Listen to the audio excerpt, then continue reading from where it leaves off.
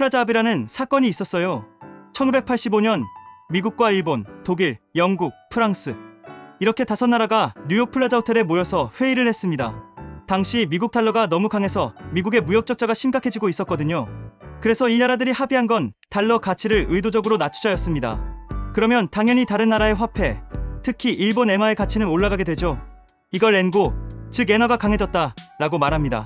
그런데 이 엔고가 일본 경제에 큰 충격을 줍니다. 일본은 자동차, 전자제품 같은 수출로 먹고 사는 나라였는데 엔화가 강해지니까 일본 제품이 해외에서 갑자기 비싸진 겁니다. 그러니 수출 기업 매출이 줄고 경기가 식기 시작했습니다. 경기가 식으니까 일본은행, 그러니까 중앙은행이 나섭니다. 이대로 두면 안 되겠다. 금리를 확 낮추자. 그래서 정책금리를 5% 수준에서 2.5%까지 빠르게 내렸습니다.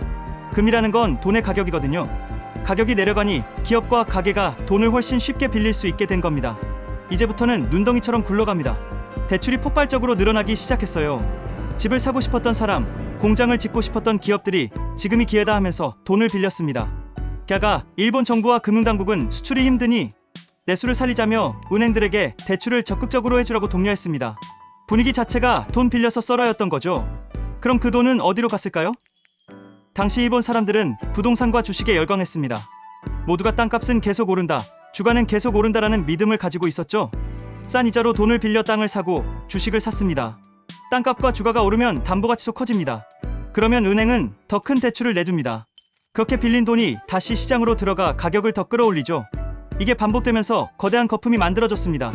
그 결과 집값이나 주가 같은 자산 가격이 실제 가치보다 훨씬 빨리, 그리고 더 높게 뛰어오릅니다. 결국 일본은행은 뒤늦게 브레이크를 밟습니다. 1989년부터 금리를 올리기 시작했어요. 금리가 오르자 대출이 급격히 줄었고 대출에 의존하던 수요가 꺼지면서 주가와 땅값이 폭락했습니다.